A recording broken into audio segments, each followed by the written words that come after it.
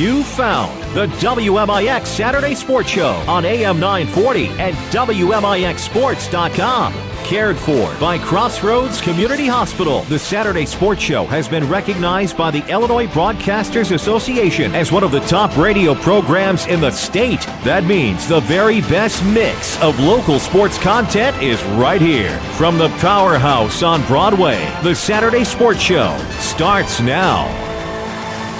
And glad to be with you another Saturday morning here in the King City. Chris Hugo with Danny Zerwinski and Mike Richardson for your WMIX Saturday Sports Show. All the fun powered by Crossroads Community Hospital. It's more than a hospital. Yeah, it's what healthcare should be. So glad to have you with us. Of course, a rainy Saturday, but a busy Saturday morning here on the Sports Show. Of course, we will have a loaded lineup for you today. We'll talk some actual hockey with an actual correspondent. Norm Sanders of the Belleville News-Democrat will join us. We'll talk Blues hockey in the second hour. We'll also talk about the rest of the NHL postseason. Before that, plenty of local action to discuss with you. Tim Holloway of Mount Vernon Rams Baseball will stop by. We'll talk Lady Rams softball with Lance Boldt. They have a player back on the team healthy. So a healthy Lady Ram lineup, of course. We know the Triad tournament, which is where the Lady Rams are supposed to be today.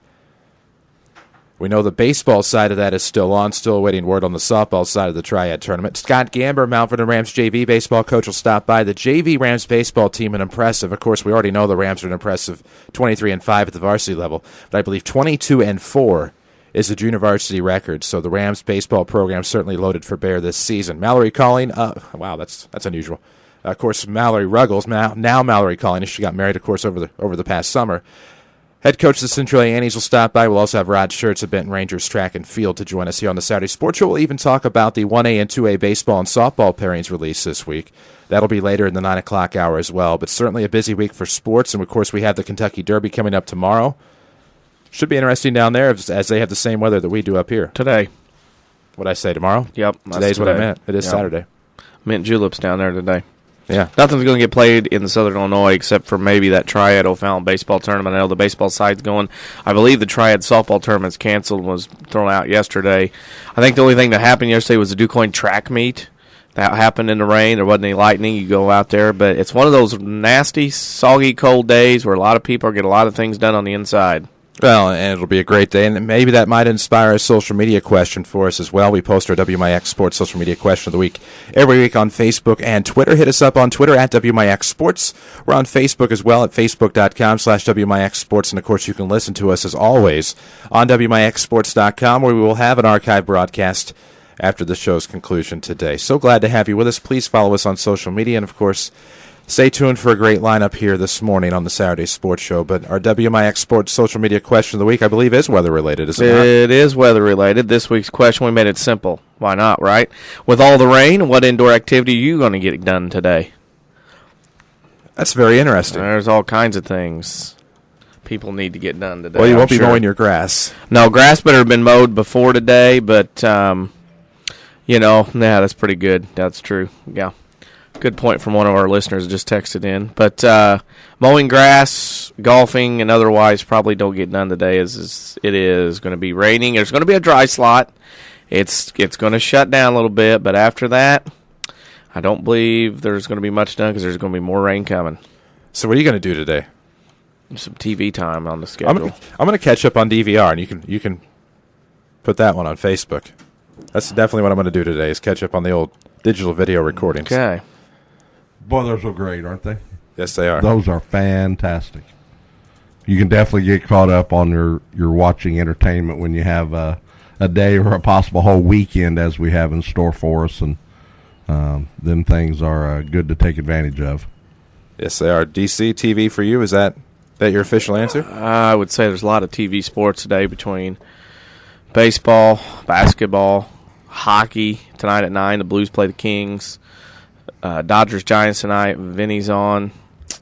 DVR is filled. I could do some things there if there's some baseball game in the afternoon. You got the Kentucky Derby. It's an all-sports DVR kind of day for me. Only sport I have on DVR is I have a classic baseball game from like 1988 between the Mets and the Dodgers. What was it, the LCS maybe? Mm-hmm. Like Game 4, I think is what it was. I have that. I have a ton of sitcoms and even an FX drama I need to catch up on, so I'll probably spend my day doing that, and laundry, oddly enough. As fun it's as an inside day. Fun as that will not be. It's one of those days. It's going to quit raining. There's going to be a dry slot today and then this afternoon, but You go outside and do anything of any substance in the mud and the rain and the puddles is not going to be very good. I lied. I actually have a remote today. Oh, yeah. But two that's at the work. same place. Yeah. So after work, I will go home and do that. Yeah. Whoops. Hi to Coach Jared Shaner and the Mount Vernon Rams football team. Yeah, he hit us up on Twitter. Yeah, he did. Retweet. Listening in. At WMIX Sports. Of course, if you want to stay up to date on Rams football, you can follow Coach Shaner at MTV Rams Football on the Twitterverse. Speaking of Rams coaches, we need to catch up Rams baseball. Tim Holloway here on the Saturday Sports Show. We'll do that after a quick break here on the Saturday Sports Show, powered by Crossroads Community Hospital. It's more than a hospital. It's what healthcare should be. Back after these. When an emergency happens, time is everything, and you don't want to spend that time in a waiting room. So choose Crossroads Community Hospital with our 30 minutes or less ER service pledge. The entire team is committed to working diligently to have you initially seen by a physician, physician assistant, or nurse practitioner within 30 minutes of your arrival. When minutes matter, choose the ER that doesn't waste time. Choose Crossroads Community Hospital. Visit crossroadscommunityhospital.com/faster to learn more. If you are experiencing a medical emergency, call 911. The 2013 Dodge Avenger has no interest in blending in, and neither should you. Hi, Roy Schmidt Dodge dealer at King City Chrysler in Mount Vernon. Stand out in the all-new Avenger. From its crosshair grille to ring-of-fire tail lamps, the Dodge Avenger takes an aggressive stance that's impossible to ignore. It's also impossible to ignore $3,000 in customer cash or 0% financing for 72 months. But it is what's inside that really counts. And with premium materials and soft-touch surfaces, the interior of the 2013 Avenger gets you there more comfortably than ever. Plus, those incentives leave your wallet a little more comfortable as well. See our selection online at kingcitychrysler.com or visit with one of our associates at King City Chrysler Center, 1603 Broadway in Mount Vernon, Illinois, and find us on Facebook.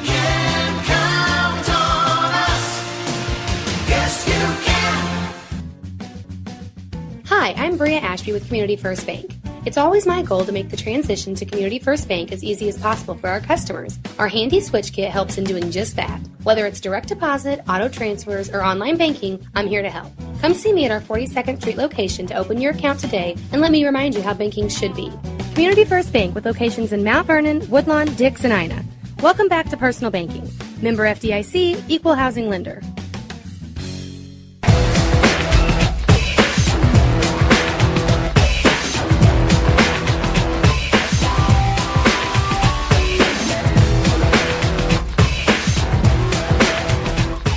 And we welcome you back on the Saturday Sports Show, WMIX, WMIXSports.com. Glad to have you with us. Chris Hugo with Danny Zerwinski and Mike Richardson in studio for you this morning as we get ready to talk Mount Vernon Rams baseball, courtesy of Crossroads Community Hospital. It's more than a hospital. Yeah, it's what healthcare should be. Of course, Mount Vernon Rams baseball coach Tim Holloway joins us now. The Rams, of course, pretty well on the road up until the final games of the season on May 18th, barring a possibility of an addition to that schedule. But Coach Holloway's team on the road, very successful week. 3-0, of course, a suspended game at Althoff on Thursday. And, Coach, a pretty good week for you and the Rams thus far. Well, good morning, guys. Yeah, it's been a good week. You know, we'd like to have one more there in the W column, but I feel like we did a good job going on the road, playing well, taking care of business, and keeping it rolling. Keeping it rolling, here it is. It's a rainy weekend. Obviously, haven't been able to do much on the field. So what do you do this late in the season with all the rain going on? You can't get outside to work on anything. Well, with the schedule we had this week and a lot going on in school, our seniors are finishing up Wednesday. They've got a lot of tests. We gave them the day off yesterday, so they should be nice and revived for this morning. We're gonna get a work in this morning and continue to work out inside as long as we need to. You know, we have to control the controllables, and that is be ready whenever that time comes when we're going to play. Speaking of that time comes and we're going to play, obviously this week your team took control of the conference with some wins, obviously beating Carbondale and, of course, beating Cahokia. It's been a long road back ever since that loss in April to Carbondale. It's been kind of a focus challenge for your team to focus, take care of business, and get back in and take over the conference race at this point. Well, it has been a tough battle. That Carbondale game could win either way. Our guys have fought through some injuries and illness and had to navigate their way through this thing. But, we still have a couple out there, and I feel like if we come to play well, we're going to have a good shot. But I've been proud of this group for keeping their head on, straight on, and doing the things they need to do every day to help them be the best club they can be. I feel like they're getting the most out of their ability, and it's been a good season so far. Good season so far. A lot left of the season to go as well. But when we look at the schedule, obviously the rule is 35 games is the most you can have in a regular season schedule. With the schedule the way it is now, what's set up the rest of the way the next couple of weeks? What is your team looking at game-wise of getting in or not getting in over the next few weeks? Well, I think a lot of it's going to come down to this week. Are we going to be able to play Monday? That's obviously in question. So we're 1 over right now. I know Centralia does have a tarp. Whether that's enough to get us on the field Tuesday, who knows? But our guys want to play 35. They're really wanting to play that game against Althoff. I don't know if that's going to happen. We'd like to. I don't know if they want to do that. Now, if we lose, we'll definitely have to play it. But we're going to try to get our 35 in and give them every opportunity to play, and then make sure we get ready for the regional. You mentioned the games this week. You're on the road all week this week, 3 pretty tough places if the weather cooperates. Monday at Benton, which obviously may be in doubt with the weather. Tuesday at Centralia, obviously a big conference game. And then a game Friday at Mater Dei. That's kind of a really good test of the week to go through a series of teams like that are all pretty good at this late in the season. Yes, it's a good week for us.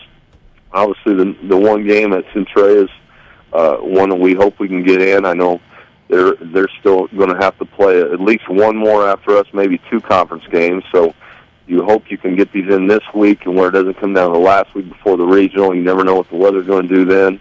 But a nice, challenging week for us. And then next week, we always like to bump it up a little more. We go to Belleville West at Edwardsville, and then Highland's really good this year. We've got them twice. So we've got some good challenges again the next couple of weeks, and I think it will prepare us to hopefully be playing our best brand of baseball come regional time. At this point, obviously seedings and pairings come out this week. The possibility of not getting another game in but by Wednesday or Tuesday when the seeds come out, are you happy with the resume as it looks to try to get that top seed to Heron Regional? Well, I think we've done about as much as we can do. We played a good schedule. 23-5 is not a bad record.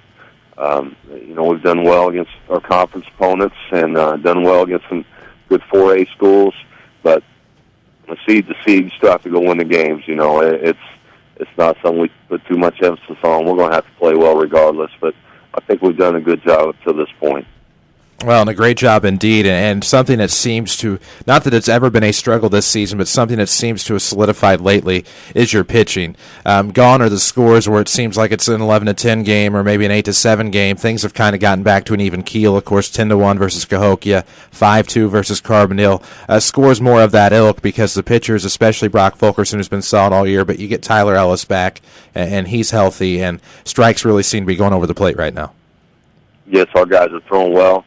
With our 1 and 2 on the mound, we feel like we compete against anyone. And Landon Thomas had a great game at Cahokia. That's the type of job that he can do. Thomas Weber's been out with some illness, but we get him back this week, and I feel like our pitching's where it needs to be. Our defense has been solid again. We're feeling around 970, which and we have been higher than that.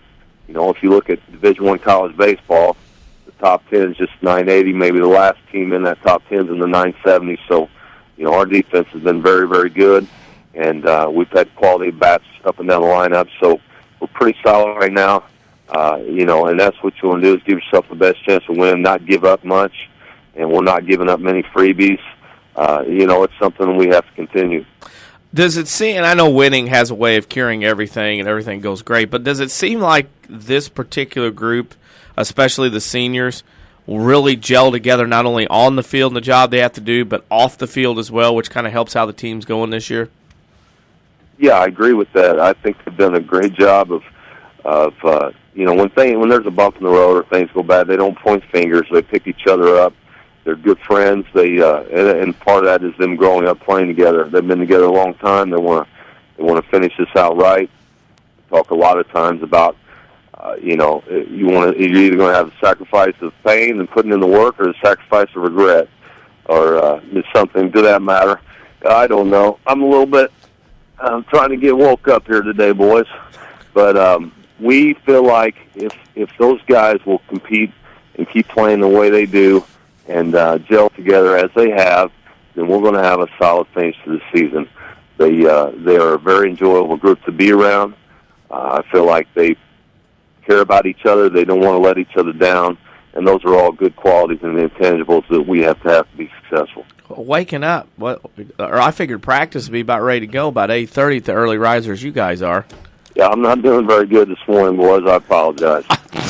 Oh, there's no apologies needed. I mean, it's a rainy Saturday. After a rainy last 2 days, everybody's kind of in that slow wake-up mode. I guess so. I'm usually up and at 'em, but I'm struggling this morning. The boys want to play board games, and I got practice here in about 40 minutes. I'm struggling. Well, I mean, yeah, the board games. So how'd that go? Did you win or lose on those board games? Well, that apples to apples last night, I took one on the chin, but they want to come back early this morning with it, and I'm not going to be able to get it in right now. So, it's those quick turnaround games like that late Friday night, early Saturday turnaround. That's what happens, those apples to apples games, you know. They'll get you. Hey, They'll get you. They'll put it hurting on you. And that wall ball last night, I'm a little sore in the arm. I got to get ready for BP. We had a good game of wall ball, so. Wall ball, ball, that's interesting. Down the basement, throw a ball off the wall, you got to make the play, man. The old Ozzie Smith is that the old Ozzie Smith tennis ball off a step trick? Is that what you guys do? Very similar, yeah, very similar. Hey, we got one game. We got one final question for you. Go get the boys and get ready to go for practice. And that final question is, and we think we know what the answer is going to be. With all the rain today, what indoor activity are you going to get done today?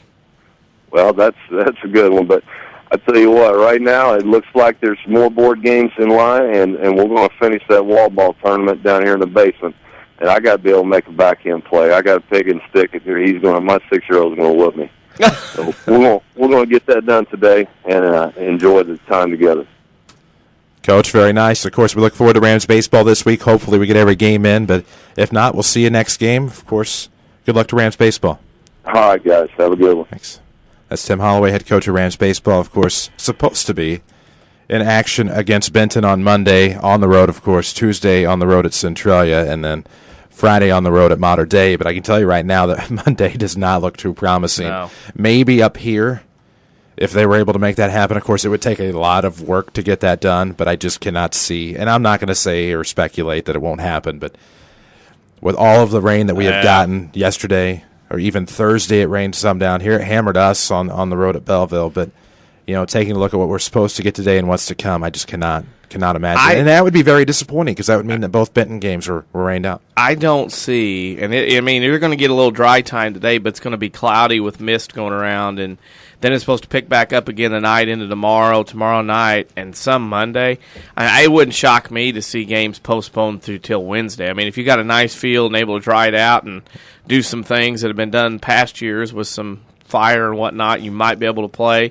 If you've got a tarp or turf field, infield, you might be able to play. But, boy, I'm not seeing many games being played Monday, maybe possibly even Tuesday around Southern Illinois. Yeah. And that's going to make things very, very difficult because you start to get to the point now where it's late enough in the season that your rain dates are already filling up and you're starting to lose them. If you look at Mount Vernon and Centralia and you look at the rain dates that I know Centralia has available, which are few and far between, they're already backing up some of their conference makeups. So really, you need to get that in Tuesday if you can, and you're going to have to maybe look at other arrangements otherwise. From a school perspective, you're looking at once that calendar gets to May, it's kind of interesting how April changes to May, and it feels like you're going on a downhill roller coaster as fast as you can go, Screaming Eagle style. And you're starting to run out of dates, and you're starting to run out of possibilities to get things in, and then you got a match under the 35-game limit. So, and you got field trips going on. You got kids going to be out of the building for different things on these dates, and they're going to let the seniors out early before graduation at schools, most of the time. So you start to run out of dates. You start to run out of places to put games and everything else, and then it's like, wow, what are we going to do? But again, Tuesday game, you have to get in no matter what, and that's where your non-conference games start taking a beating and they get cut from the schedule. Well, and it is, but the thing you also take in consideration with some of your conference stuff is Centralia, which has lost a great deal of rainouts as well. They can't play on the 9th, which is the next conference rain date, if that were to happen, because they already have Carbondale in a makeup, already trying to figure out where they're going to put Marion in a makeup game. And then you also have the Rams, who meanwhile obviously have to play by that schedule, but who I felt for the most, especially with the situation that happened on Thursday where the Althoff Crusaders, a team in 2A, so they lose a week of having to make up games because their postseason starts on Monday, May the 13th. And they host a regional. Yeah. So, I mean, you're playing a 2A school, which, okay, whatever. But another time, another place. So, I mean, they have an opportunity. They've only got this week and maybe on Monday before they have to start, getting in their own postseason. They don't want to deal with things. So, what can happen is if the Rams take care of business on Tuesday and win at Centralia, it's all for naught. You don't have to go back. You don't have to make up. You don't have to do anything else. If Mount Vernon stubs their toe Tuesday, then watch out because then all kinds of possibilities start to happen. But then again, I don't know if it can be played Tuesday, tarp or not, as wet as it's going to be over the still today, tomorrow, and part of Monday. It's going to take a lot of work, I think, to maybe make that happen. So we'll see what happens, of course. We'll keep you informed and up to date, not only on the air, but on the Twitterverse and Facebook as well, all across social media. You can find us at WMIX Sports in both locations. We need to talk Lady Rams softball with head coach Lance Boldt. A little bit of a healthier lineup now for Lady Rams softball. We'll talk with Coach about that when we come back here on the Saturday Sports Show, courtesy of Crossroads Community Hospital. It's more than a hospital. Hey, it's what healthcare should be. It happens every spring. You need a great quality, new-to-you vehicle. There's a reason why Second Chance Auto has been helping put families into affordable, dependable vehicles for over 32 years. Honest, fair deals. Ain't nothing fancy, just great vehicles with warranties, honest deals, and bank rate financing for all. That's the only way Second Chance Auto will do business. And you don't even have to leave your home to get credit approval. Call Second Chance Auto at 244-4582 and get pre-approved right over the phone. They know bad things can happen to good people. Second Chance Auto, Route 142 East in Mount Vernon. The Orthopedic Center of Southern Illinois proudly welcomes Dr. Brian Steinke to their medical staff. Dr. Steinke earned his medical degree at the University of Illinois in Chicago and has degrees in anatomy and physiology from UC Berkeley. And he brings prestigious credentials to the center. Dr. Steinke is a gifted physician and contributor to orthopedic textbooks. Call 618-242-3778 or visit their informative website at orthocenter-si.com. I'm Kevin Snyder with a look at your next rad weather. Cloudy and cool with periods of rain today, high 53. Then cloudy and cool with showers tonight, low 48. Couple of showers, maybe even a thunderstorm for tomorrow. Otherwise, mostly cloudy and not as cool with a high 62 and a low tomorrow night of 53. We'll see variable cloudiness Monday with a shower, warmer with a high of 70. Then clouds and sun Tuesday, high 74. Next rad weather from WMIX, Mount Vernon, Illinois.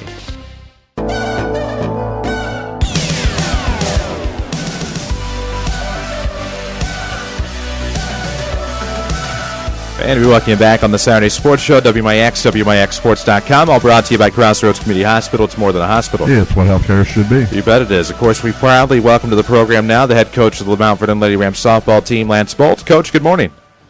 Good morning, guys. How you guys doing? Doing pretty good. Of course, the Lady Rams this week had a pretty busy week as well. Of course, Heron on Monday, you have Carbondale Tuesday, a win against Cahokia on Wednesday. You beat Benton, I believe, on Thursday, take yesterday off. Supposed to have played in the Triad tournament that I believe got washed this weekend.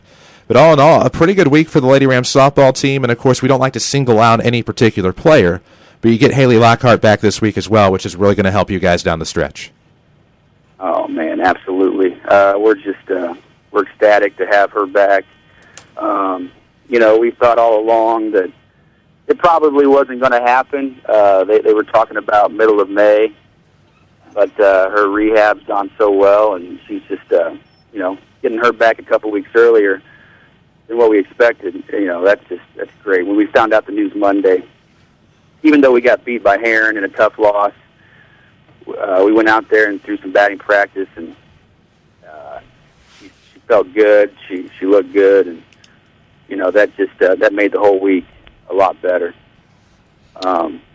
And, we still have a lot of games left because of rainouts and different things. She's going to get a chance to play at least 12, 13 games. So it's not like she's going to miss a big chunk of the season. She's going to get to play 40% of the season anyway. So, she's pretty excited.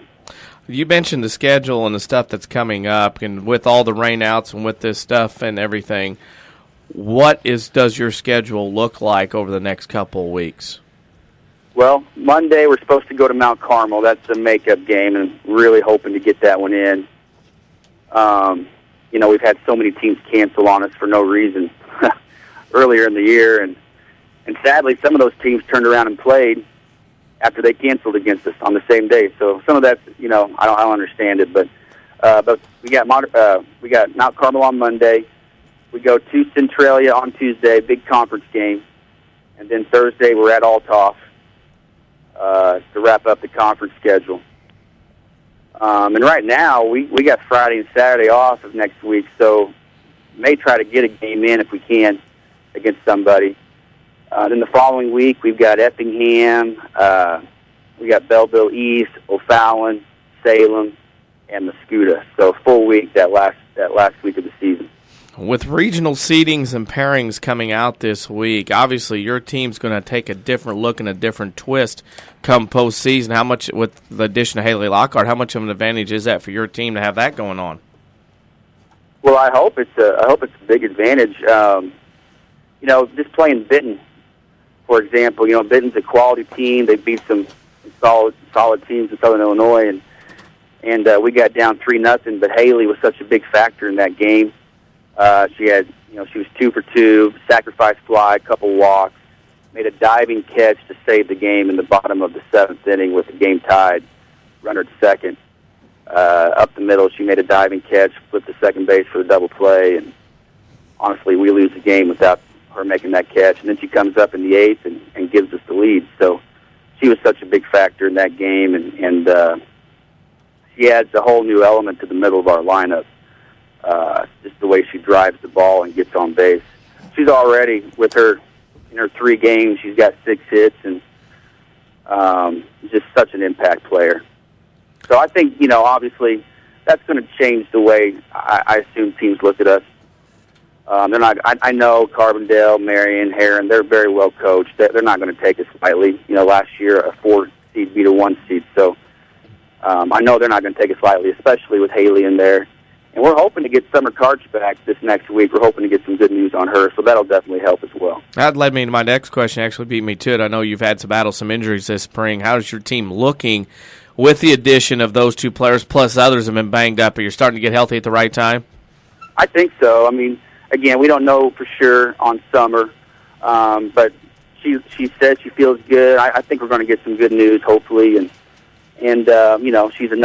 she's one of our top pitchers, one of our top hitters. So the lineup's starting to come together a little bit. Things are starting to fall in place. We just hope we can get some games in these next 2 weeks, not have a bunch of rainouts, because we need to play as much as possible just to get us prepared for 3 weeks from now.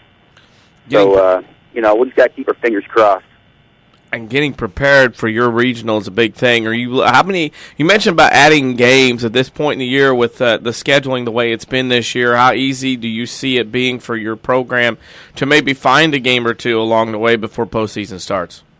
Well, that's a good question. I don't know how easy it'll be, but I would assume there are other teams who are in the same boat as us. I mean, we lost 5 games with the O'Fallon tournament getting washed out a couple weeks ago, and then we lose 5 more games this weekend with Triad getting canceled. I know there are a lot of teams that want to play. So, we'll get the word out and see what happens. And if we're not able to, then we'll just have to have some good practices and maybe get an inter-squad game going. But we got to do what we can to get prepared. At this point, as you go into May, we were talking about this with Tim Holloway just before you about scheduling and dates and things going on and trying to get games in. You, like me, know that when it gets to May and teaching, the days start dwindling pretty quick. I mean, it seems like it flies by.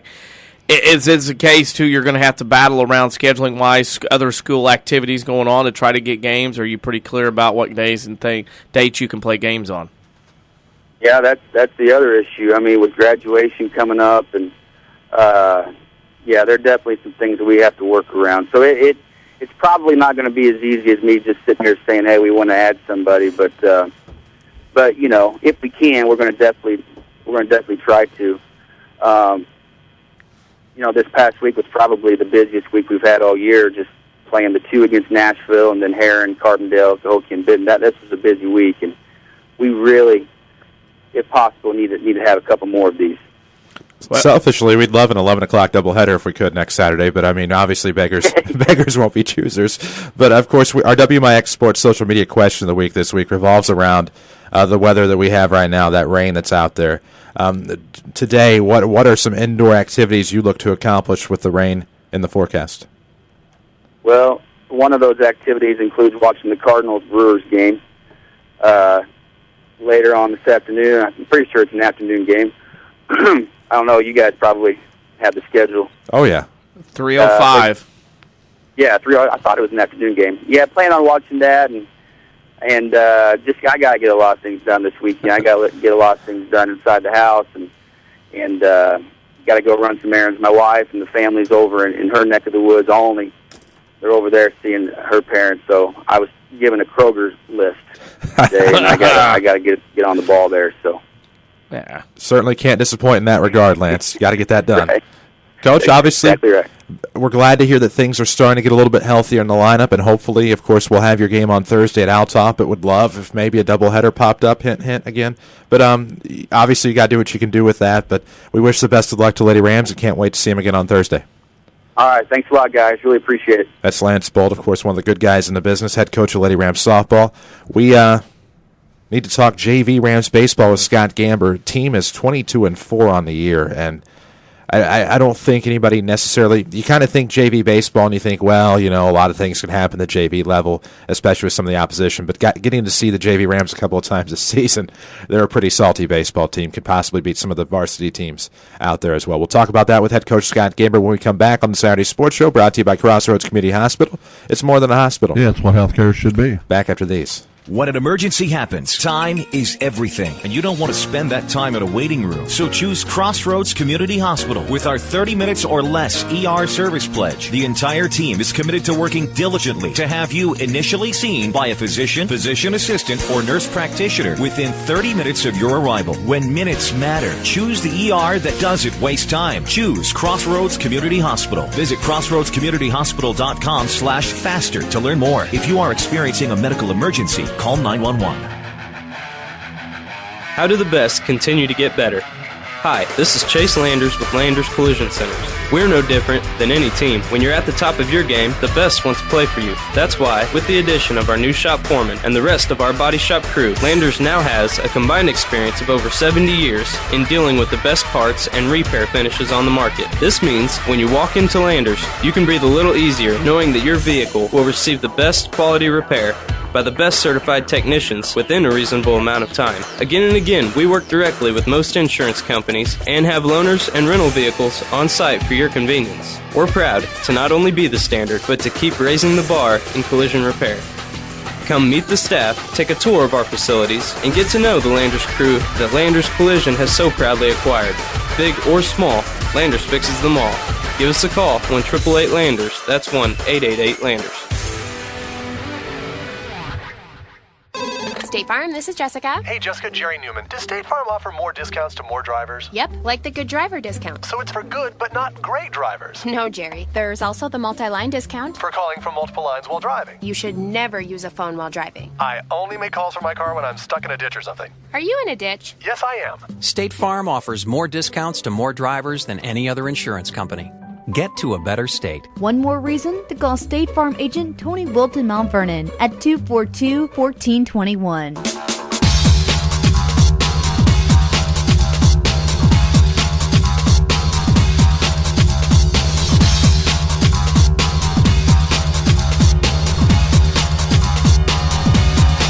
And we welcome you back on the Saturday Sports Show, WMIX, WMIXSports.com. Glad to have you with us. Chris Shuko with Danny Zerwinski and Mike Richardson in studio. Powered by Crossroads Community Hospital. It's more than a hospital. Yeah, it's what healthcare should be. Our next guest doing a pretty good job with the Rams JV baseball team, of course, along with Denny Clark. 22-4 on the year. It's Scott Gamber, head coach of Rams JV baseball. Scott, good morning. Good morning. How are you guys doing? Doing pretty good. 22-4, is that right? Yes. Dang. I mean, we've talked about it on and off, and yeah, I think the last time I actually asked you the record, I think it was 12-3, something along those lines. But just 4 losses. I've seen them twice. I remember most importantly the one at GCS versus Alton, and you just seem to have a complete team out there, and that is what's incredible because most JV programs can't say that.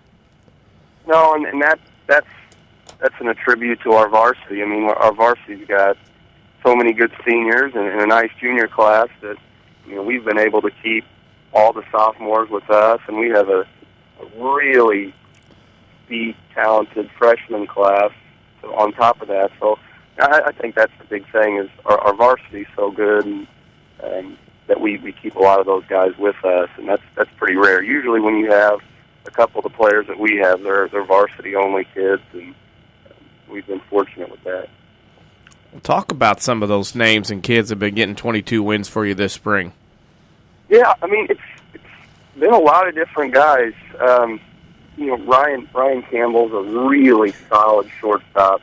It seems like every game we play, when the game's over, the opposing coach, that's the first thing that they say is, how good is your varsity shortstop that Ryan Campbell's playing JV, and he's I kind of like doing stats, and I know stats aren't the only thing, but he's hitting 500 for the year, which even at the JV level, that's pretty darn good. And he makes about every single play. And we have a lot of guys. Zach Brooklyn's had a really nice year at the plate. He's a sophomore outfielder, and he's hitting around 460. And then our pitching has been what's been so good.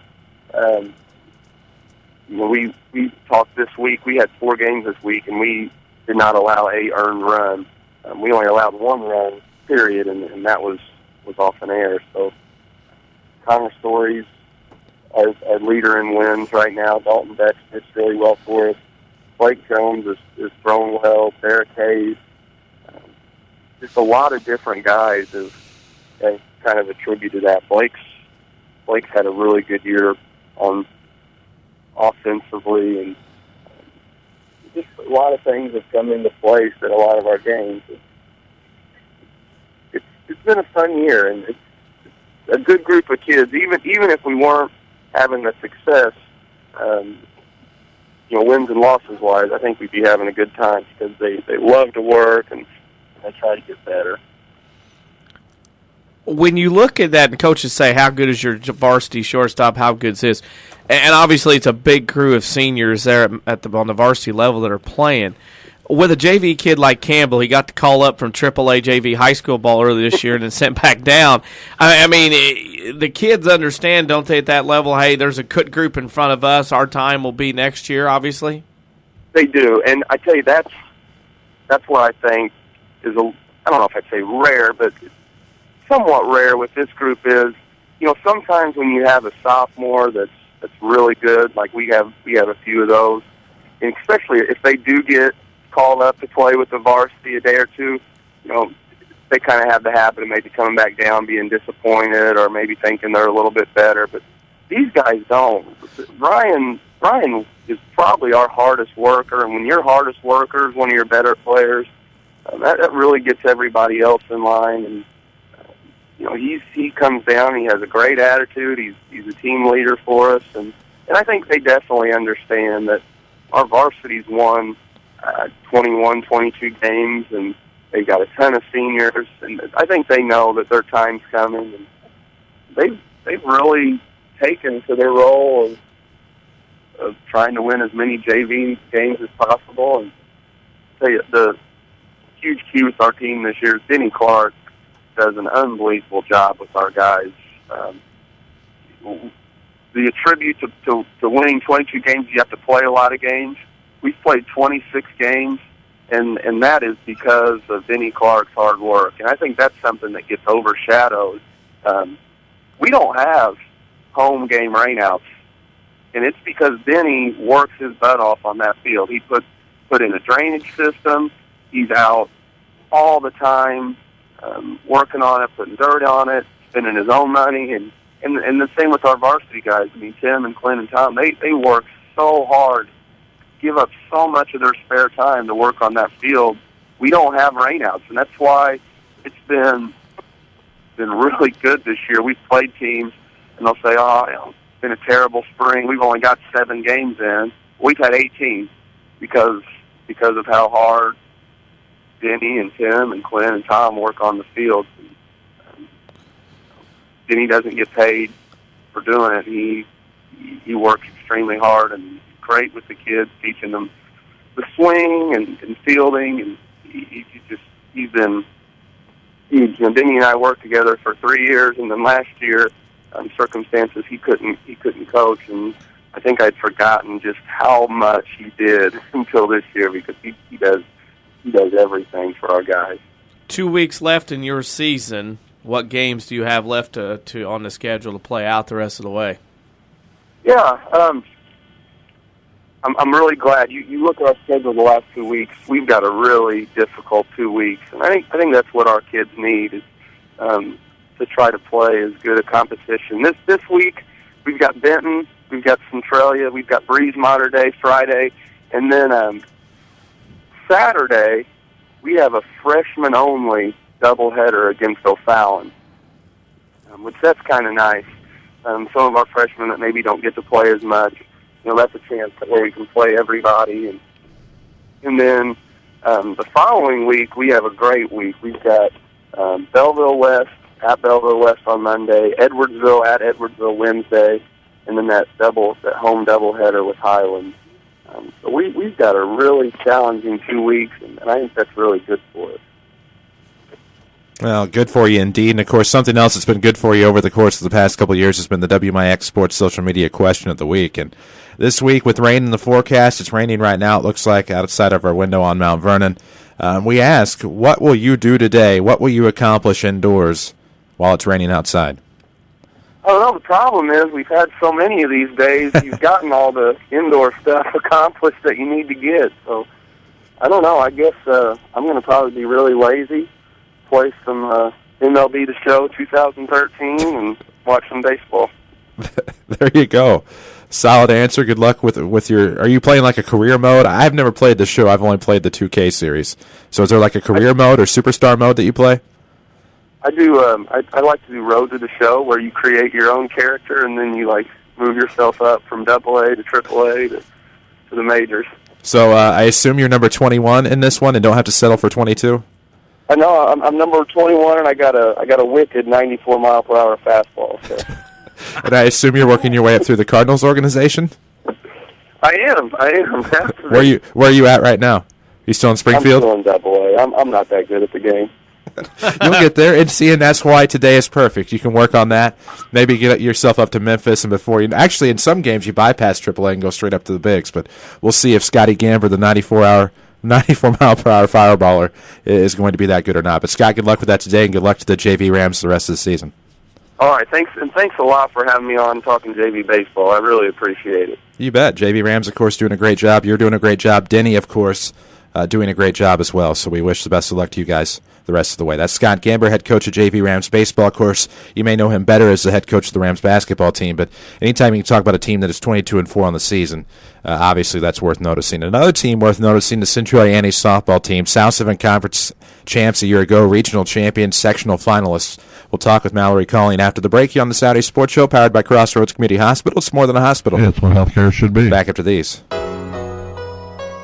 More Americans are on the move today than ever before. One of the most popular modes of transportation is the motorcycle. Motorcycles take us to our jobs, school, to the beach, and all around the country. If you're a bike rider, your Pekin Insurance Agency, Page Insurance on Crownview in Mount Vernon, wants to make sure you have the best insurance protection while you're riding. Ask about the money-saving auto cycle discount and the experienced driver discount, too. Call Page Insurance at 242-7000 today about motorcycle insurance from Pekin Insurance. When you hear the warm, inviting sound of a crackling fire, what comes to mind? A rustic campground? A cozy cabin? How about the new Good Samaritan Regional Health Center? Our new family lounges feature a lot of comforts you might not expect. Things like this. No, that's not a babbling brook or serene stream out in the countryside. It's a 2-story waterfall located right here at Good Samaritan. And that's not the only way we're raising the bar for patient comfort. We've added lush healing gardens, as well as wall after wall of beautiful artwork, all designed to create the perfect healing atmosphere. And if all this sounds like music to your ears, we encourage you to check us out.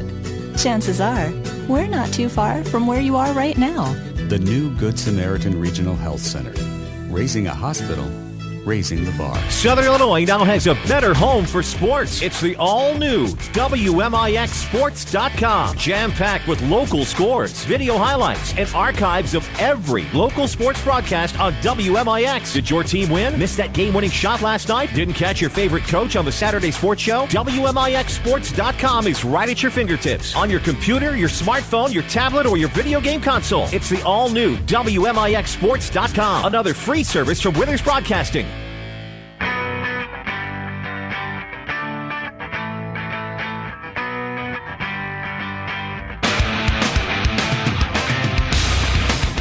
And we welcome you back to the Saturday Sports Show, WMIX, WMIXSports.com. It's powered by Crossroads Community Hospital. It's more than a hospital. Yeah, it's what healthcare should be. Chris Hugo with Danny Zerwinski and Mike Richardson in studio for you. Our next guest, of course, led her team to a sectional championship at Effingham last year against Mattoon. They won the South 7 Conference title and tied atop the South 7 Conference with Carbondale thus far. It's Mallory Kauling, of course, of the Centralia Annies. Coach, good morning. Morning. How are you guys? You know what, doing pretty good, but the Annies are off to another good start this year. Of course, they split with Carbondale this season, so they're tied atop the South 7 Conference, still with plenty of games to go. But first, before we get into your season thus far, you, if I recall correctly, returned outside of Ashton Doza a great deal of talent from last year's team that went to a sectional. Whom are some of the names we may hear about throughout the rest of this season? We still have several sophomores. I had a lot of freshmen last year that got to be a part of the team. Shaylin Lawson, who played first base for us last year, she's actually our DP this year. Jessica Feig is a returning pitcher, and it hits for us this year too. She was our flex player usually last year as a pitcher, so this year she's getting to swing the bat a little bit. Montana Howell is another returning pitcher. Our shortstop, Ellie Wells. And our center fielder, Reagan Schwartz, that's probably a name that a lot of people would recognize as our leadoff hitter. And our left fielder, Aaron Earl, who is actually one of our only seniors that's in the lineup every game. We have a senior, Callie Jackson, too, who's kind of become our closer this year. Last year, sectional final, and a lot of times when teams do have success the year before, there's a honeymoon period. Everybody's in the clouds for a little bit of while, maybe not, wanting to live in the past a little bit. Is your team taking that as motivation this year to get farther, or did they come in kind of starting that way with that head in the clouds kind of feel? It's kind of hard to say. I think we did have a little bit of the head in the clouds to begin with. And I think it didn't help with our 11 run that we had, a winning streak. It never brought us down, I don't think. And not long after that, we had some humbling time, I think, for a few of the players, knowing that, we got into a lot better competition. Playing Mater Dei and getting swept by Mater Dei a couple weeks ago definitely had a humbling effect on several players, knowing that we're going to have to beat them in the regional. So I think here lately the work ethic has definitely changed among several of them, knowing that it's not going to be easy and that it wasn't easy last year. We had some great leadership and great seniors that knew what it was going to take. So I think we have some girls that are starting to see the light now, that it's going to take some work. Rain playing havoc this weekend on games and probably early next week. What does your schedule look like? I know obviously Mount Vernon and Marion conference games. I see Highland, Salem, and Mattoon also on the schedule, but are you looking to add other games, or is that pretty well the schedule the rest of the way? Well, actually, I was just asked last night for some games, and it's hard to add them right now because of having these conference games this week. I said no, just for the simple fact that if we get rained out, I need to have open dates to schedule Marion and Mount Vernon this week. Mount Vernon is Tuesday, and that one's looking pretty bad right now. So I have left the dates open. But if we get those games in, I definitely would want to maybe try and get something going, especially the week of Salem with only having one game before Saturday. I guess we do play a doubleheader Saturday, but we have several open dates in there. Open dates, you go to a regional. The other South 7 schools of the Carbondale, Marion, Mount Vernon, they'll go to Heron. You host a regional this year with the aforementioned Mater Dei, Mascoutah, Olney, and Salem, a variety and mix, but it's got to be an advantage to have an opportunity to host a regional at your home field. Yeah, we are really, really excited that we get it this year. In the past we've gotten a sectional and haven't gotten out of the regional, and there's nothing worse than having to keep a book for other teams at your sectional. It was awful. Yep. So I think the girls are pretty excited about the fact that we aren't traveling very far. With get to play in our own backyard, and I think they'll definitely have a lot of fun with that. And a lot of fun, because then if you win your own regional, you get to go to Salem in a sectional. So not a long bus trip, not a lot of riding around. An opportunity really to have some more Annie's softball fans follow you around at Centralia and Salem in a sectional with that possibility. That is very true. We've talked about that too. And last year when we were at Effingham, I couldn't believe the following that we had there. With fans all the way around the fence, and I think there was even a 14 and under game that was going to go after that our Centralia team was playing in. So we even had some of our youth getting to watch that, and I think that they got excited about it, and hopefully then they'll get to come see us at regionals and at sectionals this year if we make it out. And, of course, I understand you guys are probably practicing inside today, but that brings us to our WMIX Sports social media question of the week. I believe you had one of the easy ones last year with what your favorite flavor of Gatorade was, but it's not going to be quite so easy today. Oh, good. Today is, with it raining outside of maybe having practice indoors, what do you hope to accomplish inside today? We had a small injury the other day. This is easy for me.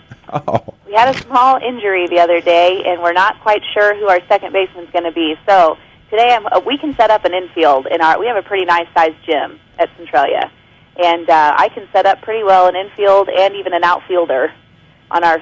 So we're gonna do some situations with some people in positions in case our second baseman can't come back. See, it's never as tough as we make it out to be with the social media question of the week. Mallory, of course, good luck to you and the Annies the rest of the way, and I have a feeling you guys are going to make some noise this postseason. Good luck. Thank you. I appreciate it. Always. That is Mallory Kauling, of course. I got through it without saying Ruggles. That was my biggest fear, but, of course, married now, and good luck to the Annies the rest of the way. They have a big game, of course, against Mount Vernon, the Lady Rams. That should be a great one on Tuesday, weather permitting. That game will actually be on our sister station, the Big 1210 WIOY, and also you can hear it online from any device at WMIXsports.com. We're going to need to take a break. At some point when we come back, of course, we will talk Benton Rangers track and field with head coach Rod Shurtz. It'll be great to have him back on the program here on the Saturday Sports Show. It's powered by Crossroads Community Hospital. It's more than a hospital. It's what healthcare should be. Back after these. Are you interested in a career in the culinary arts but can never afford the high cost of cooking school? Rend Lake College has a low-cost recipe for success. For as little as $5,500 per year, you can get a quality culinary arts education in your own backyard. That even includes books, tuitions, class fees, and supplies. Learn to master domestic fare, pastry, and foreign cuisine in Ina, Illinois. Save thousands on a culinary arts education at Rend Lake College. For more information, log on to rlc.edu/culinary arts. From Paducah to Peoria, Evansville to St. Louis, this is AM 940 WMIX Mount Vernon, the free service from Withers Broadcasting. Spring is here, and just about everyone wants to be more mobile. Stop by TMS Mobility, a division of the Medicine Shop Pharmacy, for all your mobility product needs. They carry a large selection of scooters, wheelchairs, and so much more. Best of all, you can rent them by the day, week, or month. The staff at TMS Mobility can take care of billing your insurance, too. TMS also carries a large selection of vehicle lifts for your scooter. Here's pharmacist and pharmacy owner Eric Black. We service a 60-mile radius area, so a pretty wide area. We service orders from several area hospitals, and we have the staff in place that really sets us apart. We have 3 respiratory therapists and 2 seating specialists to help with seating on wheelchair and power chair needs. And we just feel that we have the staff and the warehousing and the facilities in place to really set us apart from any of our competitors in the area. TMS Mobility, 2339 Broadway in Mount Vernon. I'm Kevin Snyder with a look at your next rad weather. Cloudy and cool with periods of rain today, high 53. Then cloudy and cool with showers tonight, low 48. Couple of showers, maybe even a thunderstorm for tomorrow. Otherwise, mostly cloudy and not as cool with a high 62 and a low tomorrow night of 53. We'll see variable cloudiness Monday with a shower, warmer with a high of 70. Then clouds and sun Tuesday, high 74. Next rad weather from WMIX, Mount Vernon, Illinois.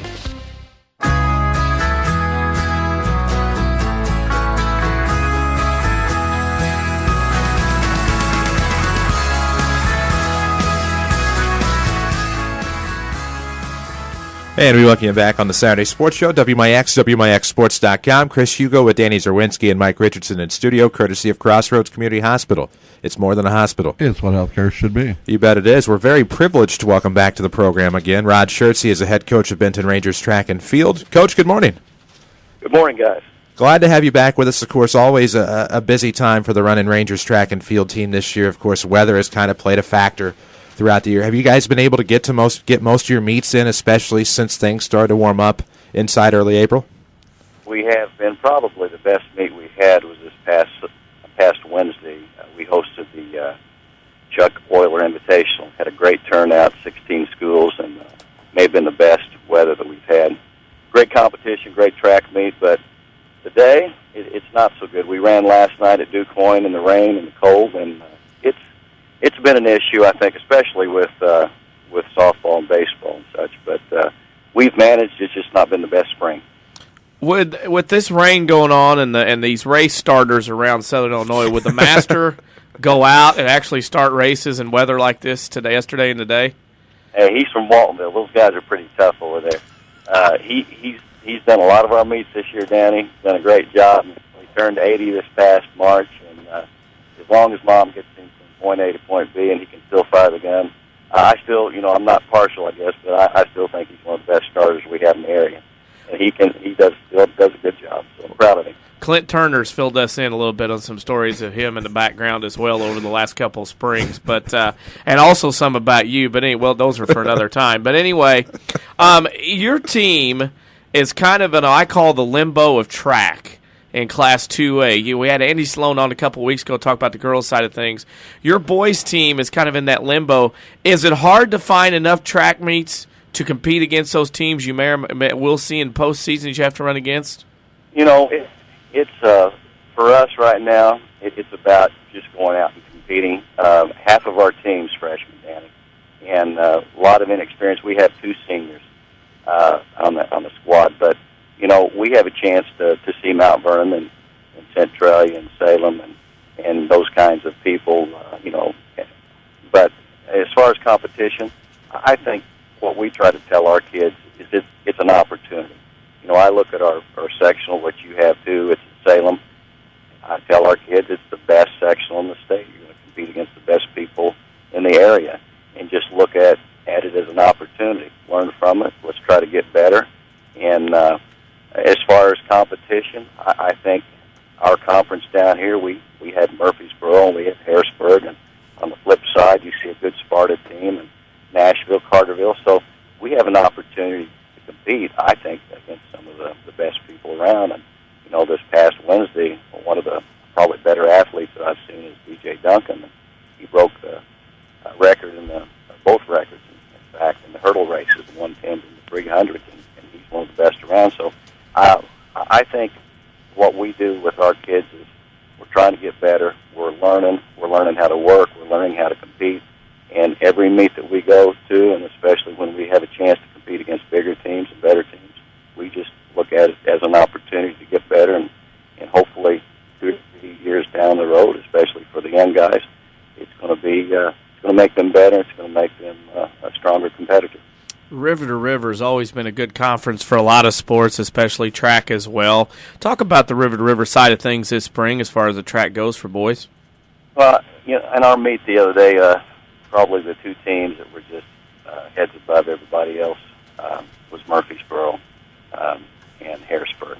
And they've got good numbers, they have good athletes, the coaches do a great job. On the flip side of things, Sparta, like I said, Carterville, Nashville on the other side, good track programs. And not to take anything away from the other schools, Massac had a kid by the name of George that was one of the fastest sprinters around here the other day. In fact, he won that award at our track meet. So, you mix in the good teams with the good numbers and throw in the other schools with the athletes that they have, and it makes it for a competitive conference on both sides. And it's we've always been fortunate over the past years to represent ourselves well up at Charleston with some teams and individuals. And Heron's always strong too. And gosh, it's just a pleasure, I think, for our kids to be able to compete in this conference. You mentioned the DuQuoin meet last night. That was one of those, the Chuck Oler meet on Wednesday when you schedule. As a track coach and how you schedule, are you a guy that likes to get a couple in a week, or are you one of those that, you got to kind of space things out and take it easy on the kids and get them prepped for the postseason of sectional meet? I think we try to at least get a couple of meets in a week. It's always nice to be able to run maybe on a Tuesday or Wednesday and then on a Friday or Saturday, but sometimes with the weather the way it is, we have to move some things, and we might run as many as 3 a week. This past week, we ran on Monday, Wednesday, and Friday. So, I think sometimes the kids would rather compete than practice. I know I was that way with basketball. It was nice to be able to seem like to play every 2 or 3 days. In the South 7 back in the day, we had Fridays and Saturday nights, but I would rather play. A lot of my kids would rather compete than practice sometimes, and that's not too bad a thing either, but it makes it tough on them, especially when you have 3 a week. We try to do a little something in between, lift, loosen them up, get the kinks out, but most of the time, 2, no more than 3 a week, and we need a little rest. I say that, it seems like we just got started here a couple of weeks ago, but as you work towards the conference meet, and then, of course, the sectional, you want some time in there to prepare, and you hope that everything that you've done up to this point, as far as practice is concerned, is you're trying to give your kids the best opportunity to have success and allow them to be as fresh as they can be physically and emotionally and mentally. And again, the elephant in the room, we touched on postseason, and when the 3-class system came out in track, it's going to be tough. We talked to Andy Sloan about it. We talked to you. You're looking at teams. I see Flora is in there all the way to East St. Louis, and somewhere along the line, we don't have to come up with a solution today, obviously, but is there something maybe that the IHSA needs to look at as far as track is concerned? Because from Flora to East St. Louis, that's a lot of kids and a lot of differences as far as number of kids to choose from and everything that's going on in one sectional track meet in a couple weeks. I was in favor of the 1A, 2A back when we had it, and when we went to 3 classes, there's a good chance we were going to be thrown in the mix of things again and be where we are today, and I kind of realized that and saw that happening. Danny, we could look at 4 classes, but is that really going to change? We might be 2A, but, where's the breaking point? I don't know what the answer is. It's tough. It's just flat out tough to compete with numbers. I know you talked with Andy about this. We have 22 kids out. Half of those kids are freshmen. A school our size, we would love to have more numbers, and numbers is what it's about in track and field. The more numbers, the better opportunity you have to find athletes. People can run, jump, throw. We have a hard time right now, and I think maybe a lot of schools in this area run into the same thing. So I don't know what the answer is. I wish I could give you one. It's tough on the kids, and I think the main thing is the IHSA could look at this and what's in best interest of these programs at this level with these numbers. I don't know, but right now it just makes it really, really tough for us to compete against the numbers like East St. Louis or Mount Vernon or Centralia or Columbia or whomever it might be. So it's a challenge. I don't know what the answer is. More classes? I don't know. Go back to 1A, 2A? I don't know. I'm not very popular when I say this, but I liked 1A and 2A the way it was, and if it was up to me, maybe your private parochial schools could be in a class by themselves, but that's another story for another day. Yeah, but it's a story I totally agree with. But anyway, we got one final question. I know it's highly anticipated. It's our our WMIX Sports social media question of the week. With all this rain going on this weekend, what indoor activity are you going to get done today? Well, I tell you what, we are preparing to cook pork chops right now, and it's a fundraiser we do every fall and every spring for our cross country and track. In fact, we are inside the ag building right now, lots of room. We're going to cook chops, probably 600 of them, and throw some chips and water in there, and hopefully have a successful fundraiser. So that's the indoor activity that we are presently preparing for right now, and I hope we have some success. Hey, while we got you, give us some details on that, so some of our people, in Mount Vernon around the area might want to come down and eat. I'll tell you right now that come and help support, but we have a nice thick pork chop sandwich, a bag of chips, and something to drink for $5, and the money that we make goes to our track program, and it's Danny, we have $200, which is spread over girls and boys cross country and boys track. That's what we have. And budget finances are tight, I realize, everywhere. And this is just an opportunity for us to raise a little money. We purchase our uniforms, our track bags, the things that we need, from batons, stopwatches, tents to shelter the kids when we're out at the meet. So all this money that we raise, and sometimes it's not a lot, but what we raise, it goes to the kids and hopefully prepares them and helps them to represent their school. Well, and that's one of those deals where everybody can help us, and we hope everybody goes down to Benton and does those things and buys some pork chop dinner. Coach, thanks for joining us this morning. You got a busy morning at the pork chop fundraiser and everything, so thanks for taking time out with us, and good luck the rest of the season.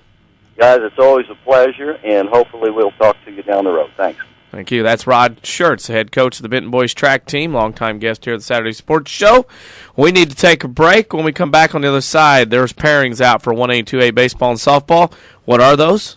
Stay tuned. You'll find out later after the break here on the Saturday Sports Show on WMIX. With 2 new hospitals, trusted physicians, and dedicated staff, it's clear that our local healthcare industry is helping to make our community stronger every day. Hi, I'm Terry Prosize, a commercial lender and healthcare banking specialist at Community First Bank. I'm putting over 20 years of healthcare and business experience to work for our medical community and local businesses. Whether you have an expanding physician practice, an existing business, or hoping to start a new business, I have the financial prescription for you. Community First Bank, with locations in Mount Vernon, Woodlawn, Dix, and Ina. Welcome back to Personal Banking. Member FDIC, Equal Housing Lender. When an emergency happens, time is everything, and you don't want to spend that time in a waiting room. So choose Crossroads Community Hospital. With our 30 minutes or less ER service pledge, the entire team is committed to working diligently to have you initially seen by a physician, physician assistant, or nurse practitioner within 30 minutes of your arrival. When minutes matter, choose the ER that doesn't waste time. Choose Crossroads Community Hospital. Visit crossroadscommunityhospital.com/faster to learn more. If you are experiencing a medical emergency, call 911.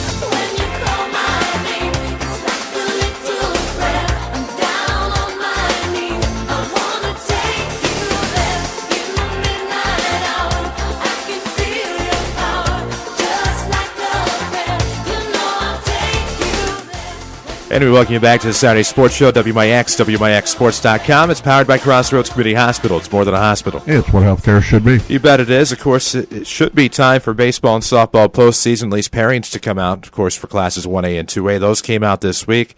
Seeds were released, I believe, on Tuesday, April the 30th, with the actual pairings to come this past Wednesday. We're going to take a look at many of those, and, of course, you take a look at some of the regionals around the area, at least in the county. Jefferson County will have a regional at Weber, and, of course, they put a lot of work into that field, and so Weber, of course, will be blessed with a regional this year. And you take a look at the Weber Regional, which will feed in to the, let's just go with the Super Sectional first. The Marion Super, of course, hosted by the Southern Illinois Miners at Rent One Ballpark. It'll have the Goreville Sectional and the Cumberland Sectional, as Cumberland is back in 1A, although softball remains in 2A. I don't know, but here we go. Of course, the Goreville Sectional will have the Shawnee Regional, the Weber Regional, the Pope County Regional, and the Steelville Regional. We'll look first at the Weber Regional, of course, with the number 1 Trojans, number 2 Woodlawn Cardinals, the number 3 NCOE Cardinals, and the number 4 Thompsonville team. Tigers. Thanks. Yeah. Forgot. 1, Weber doesn't have to go to Gallatin County for a regional. That's a plus. 2, they've done such a magnificent job out there renovating their facility to host a regional. And 3, the favorite, with Woodlawn right there being a team that's had some postseason success in recent years. Battle of Midland Trail teams there. I mean, that'd be an interesting championship game 2 weeks from today if those 2 teams happen to make it and battle there at 1 o'clock on Saturday, May 18th. It should definitely be interesting. They get the 1 o'clock start time, which, you see the 11s, you see the 1s. There's even, I think, a 10 o'clock start time in the opposite sectional. But you take a look, and I think, obviously, Weber, the 1 seed, the favorite. I mean, Woodlawn this year, last year one of the favorites, expected to go do big things in the postseason. But you take a look at the number 2 Cardinals, and there's a little bit of distance between 1 and 2 this year. There's a little distance. Weber's pretty darn salty with their starting pitching. They're going to play Harrisburg. And their veteran leadership. And, I mean, the ability, they had a great year last year, had to drive that bus ride to Gallatin County, and now with the way things are divided up, Weber Township does get to host this regional, and I think that's a huge advantage. You get to play at home. Sometimes you get complacent, but Weber, the way they've been playing, they've owned wins over Woodlawn this year, so obviously it's 1 and 2. I don't think Thompsonville or NCOE will have a shot. Maybe NCOE has a chance to pull an upset in the first round, but it looks to be Weber and Woodlawn in that championship. Well, and then, of course, as we take a closer gander at the Goreville sectional, it'll be the winner of the Weber Regional taking on the winner of the Shawnee Regional. Of course, Shawnee last year, I think, kind of the surprise team that made it to that super sectional and eventually lost to West Glen, who was another surprise team that made it to the super. But Shawnee lost to St. Anthony in the super.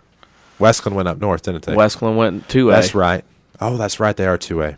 Yeah, St. Anthony came down and they won a state title. There's that. Of course, you look at the Shawnee Regional. Number 1, Shawnee will take on the winner of number 4 and number 5. That's Cairo and Dongola, respectively. And then number 2, Meridian, will take on number 3, Egyptian, in another semifinal. So really, probably not as much knowledge for me in that neck of the woods with high school baseball. But Shawnee, of course, I take a look back to the game against Harrisburg this year where it was pretty close throughout, and then Harrisburg ultimately, I believe, pulled away. But, again, anything can happen game in and game out, especially depending on what happens with pitching, defense, You can't count Meridian out. I mean, everybody's going to say, wait a minute. Meridian has had a very good junior high baseball team over the last few years, and that has spilled over into the high school realm. And Shawnee's going to be the favorite. Obviously went to the Super last year. But Meridian will give Shawnee a run. And Shawnee probably going to win, but Meridian will give Shawnee a run here in this one. Of course, the other 2 regionals in that particular Goreville sectional, the Pope County Regional, which has number 1, Gallatin County, number 2, Century, number 3, Pope County, number 4, Hardin County, and number 5, Carrier Mills. It's like this. Gallatin County has been good the last 2 or 3 years, made sectional runs, obviously basketball in the Super this year, but that has nothing to do with it. But to me, it's Gallatin County's to lose down here. I mean, I don't think, unless Carrier Mills or Hardin County has something in an early game, I don't know if Gallatin County can be pushed down here. I had to agree. Steelville, one I know a little bit more about. Of course, that's going to be an interesting trek for a couple of teams. Here are the details of the Steelville Regional. Number 1, Compton. Number 2, Goreville. Number 3, Alvarado. Number 4, Steelville. And number 5, Crab Orchard. And for many of those teams, Cobden, Goreville, and Crab Orchard, that's quite a distance to go for a regional. An awkward way to go. You get divided up the way they are, and in the 4-class system, you're going to run out of places to put teams. And, I mean, you're thinking there are 3 teams that are kind of out on their own, like Crab Orchard, Cobden, and Goreville. But then again, who are you going to put over there with Steelville and Alvarado when the likes of Oakville and others on that side and distant area are going north into the SIU East Super? I mean, you're looking at, as I look down, Marissa, Oakville, Jabot, New Athens, and Valmeyer go to Oakville. Madison, Odin, Lebanon, Sandoval, Christ Our Rock Lutheran go to Lebanon, that other place. You start running out of teams, and those teams that are left short get to go to Steelville. So Goreville's made the trek toward Marissa the last couple, 2 or 3 years, so they're used to going that way. This is a very tough regional. I know Steelville's usually had a team that's been very, very good baseball program over the years, but this one's as even as it gets. I mean, Cobden's got some wins over Goreville this year. You can't count Goreville out. They've been nicked up this spring, but this is a very difficult regional with the likes of Cobden and Goreville. You throw Alvarado's had some upset wins this year, and Steelville in the mix. This is a very tough regional. It's going to be interesting to see who comes out of this one. Well, and it will. And, of course, we skip across. We're going to get all of these in. We're going to have to move quickly here with the Cumberland sectional, probably, with 1A being so sporadic in our area, unfortunately. But you look at the Cumberland sectional, which has the North Clay Regional, the CAM Regional, of course, Moequa Central A&M. You also have a South Central Regional and an Edwards County Regional. You take a look, North Clay, number 1 seed, Diederich the 2, Cumberland the 3, Oblong the 4, Martinsville the 5. And I think Diederich has had some pretty close games in the NTC this year, but North Clay has to be the odds-on favorite. Head and shoulders above. I think North Clay has done some very good things this year, battling likes of T-Town, Effingham. They bumped up their schedule quite a bit. Of course, then you look at the Central A&M Regional, number 1 Windsor, co-oping with, are they Stu Strauss? Yep. Hatchets. Yeah, wow, yeah, that's really, that's kind of head and shoulders above everybody up there. Of course, Neoga, the 2, Central and A&M, the 3, Ramsey, the 4, Beecher City, Cowden Herrick, the 5, Windsor, WSS by far. Yep. South Central, of course, is number 1 Altamont, number 2 South Central, number 3 St. Elmo, number 4 Patoka, number 5 Brownstown. Altamont's pretty good. They've had some teams come through, but then after that, since South Central is going on tradition mostly, but after that, it's Altamont and everybody else. I mean, there's no shot for anybody there but Altamont. Of course, one that kind of leaves me curious is the Edwards County Regional. You have Edwards County the 1, Sisney the 2, Hudsonville Palestine the 3, West Richland the 4, Red Hill the 5, and Grayville the 6. And Edwards County has had a pretty strong year thus far. Pretty strong. Sisney's had their upsets as well too. So that they have. It's Edwards County and Sisney right now. I mean, that'll be a dandy game too. That's one of those, if those two teams get in the final, that could be another dandy little regional final as well. And of course, we take a quick glimpse at some of our other 1A regionals in the area. SIU Edwardsville actually hosting a super as well. The Lewistown sectional, we're not going to touch that at all. But the Blackburn College sectional up in Carlinville does feature a couple of local regionals, the Oakville Regional, the Lebanon Regional. You take a look at Oakville, Jabot, the 1 seed, New Athens, the 2, Valmeyer, the 3, Oakville, the 4, who's actually played pretty well as of late, Marissa Coulterville, the 5. That's a pretty good regional. Jabot's pretty good. I mean, they played some big old boys over there. They play a lot of the Belleville schools too. So well, they fared pretty well in the Monroe County tournament. Right. Too. That's why I said Jabot is going to be the one that, to me, and New Athens will give them a stick or two, but I think it's Jabot. Valmeyer's had their fun this year too, so I think it's Jabot. Their strength of schedule, they've got a pretty good little team over there dropping down to 1A. That they do, and of course we take a quick glimpse at the Lebanon Regional. Number 1, Lebanon. Number 2, Sandoval. Number 3, Christ-Our Rock. Number 4, Odin. Number 5, Madison. Lebanon. I mean, the playing in the Colquitt Conference has gotten them toughened up for sure for that. Of course, we need to take a quick break. When we come back on the Saturday Sports, we'll talk 2A baseball pairings here, brought to you by Crossroads Community Hospital. It's more than a hospital. It's what healthcare should be. Back after these. When an emergency happens, time is everything, and you don't want to spend that time in a waiting room. So choose Crossroads Community Hospital with our 30 minutes or less ER service pledge. The entire team is committed to working diligently to have you initially seen by a physician, physician assistant, or nurse practitioner within 30 minutes of your arrival. When minutes matter, choose the ER that doesn't waste time. Choose Crossroads Community Hospital. Visit crossroadscommunityhospital.com/faster to learn more. If you are experiencing a medical emergency, call 911. How do the best continue to get better? Hi, this is Chase Landers with Landers Collision Centers.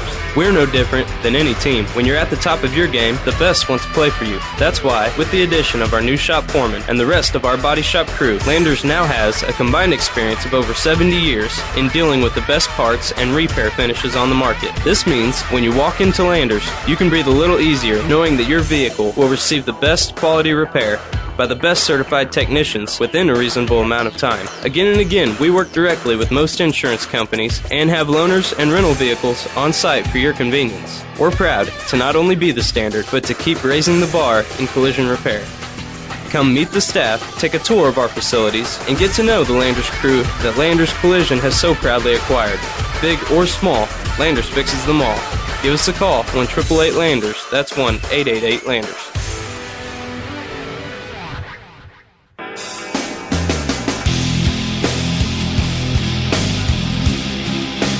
And we welcome you back on the Saturday Sports Show. WMIX, WMIXSports.com is powered by Crossroads Community Hospital. It's more than a hospital. It's what healthcare should be. You bet it is. And, of course, we're taking a look at your postseason pairings in 1A and 2A boys baseball and girls softball.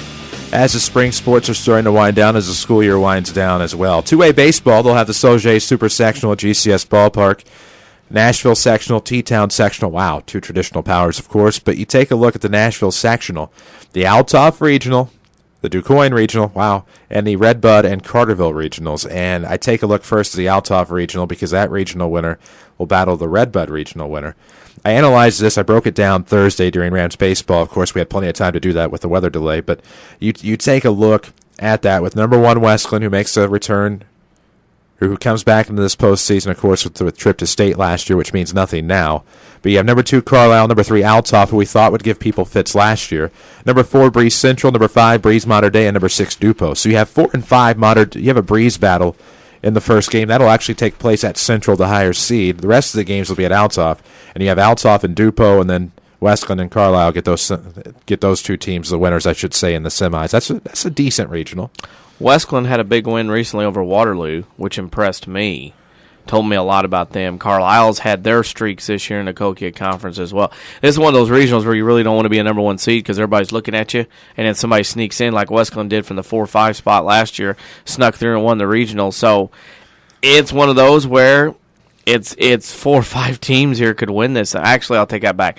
I think the top 3 could probably pull one off because Altoff's schedule is so very tough. That'll help them out, but it's either Westland, Carlisle, or Altoff. Oh, no doubt about that. I wholeheartedly agree. And then we take a look at DuQuoin. Number 1, DuQuoin Indians, pretty good team. Number 2, Benton Rangers. Number 3, ZRC. Number 4, Pinckneyville, who's starting to come on. Number 5, Waltonville Cessvalier. And, Benton's kind of been up and down of late. You have DuQuoin, which has been hot all year. They split a doubleheader with the tough Harrisburg Bulldogs a couple of weeks ago. Obviously, DuQuoin, I think, is your favorite. Pinckneyville wouldn't surprise me. DuQuoin's the favorite because Benton's struggling lately. They've been taking it on the chin lately. ZRC's been up and down, sinking lately. The trending button right now is Pinckneyville. They've been kind of getting things together, but DuQuoin owns a big win over them a week ago.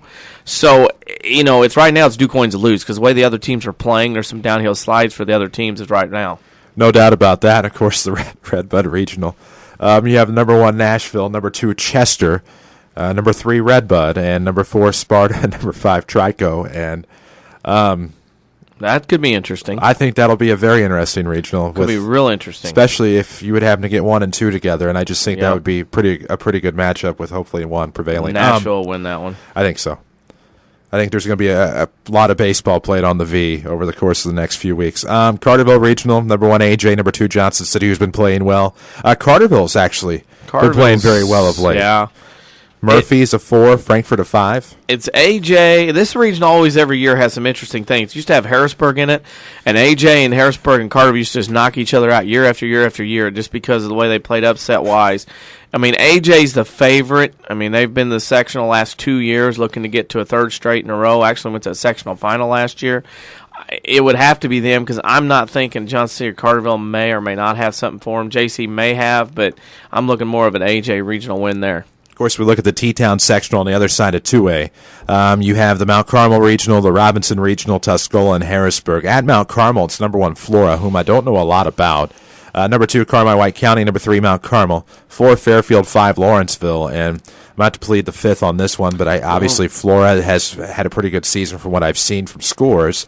Carmi usually always pretty tough as well. Flora is a team that just got a big win over Benton the other day, 3-2 on home.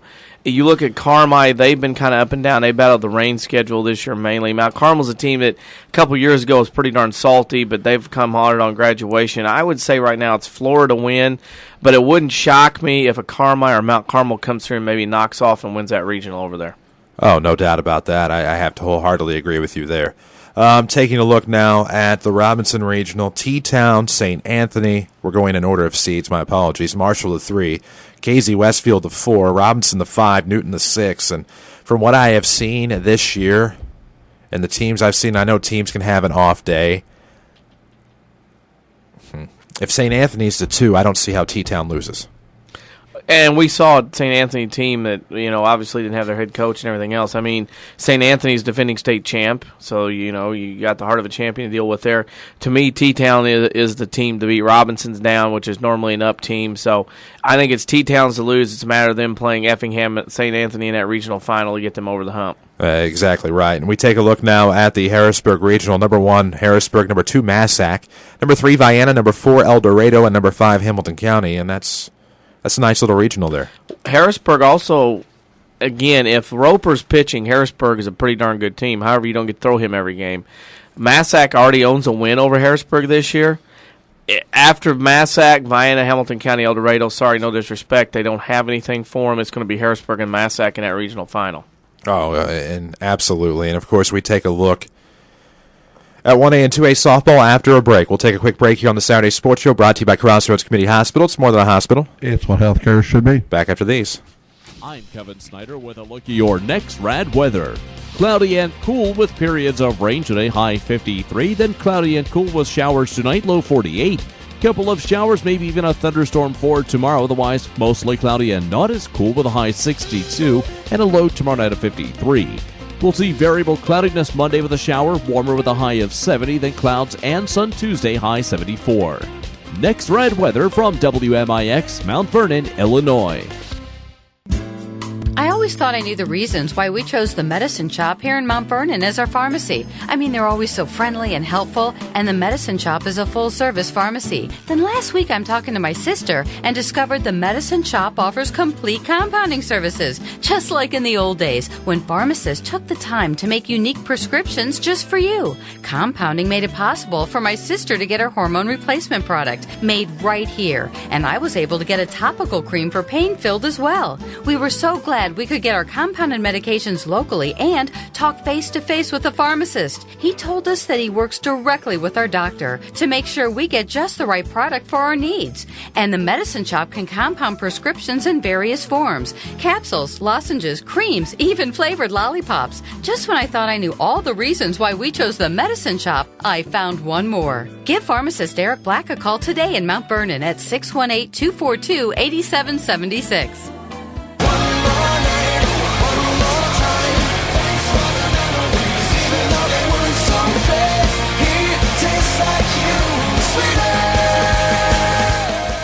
And we welcome you back to Saturday Sports Show, WMIX, WMIXSports.com. It's powered by Crossroads Community Hospital. It's more than a hospital. It's what healthcare should be. You bet it is. We're taking a look at softball and baseball pairings, of course, classes 1A and 2A.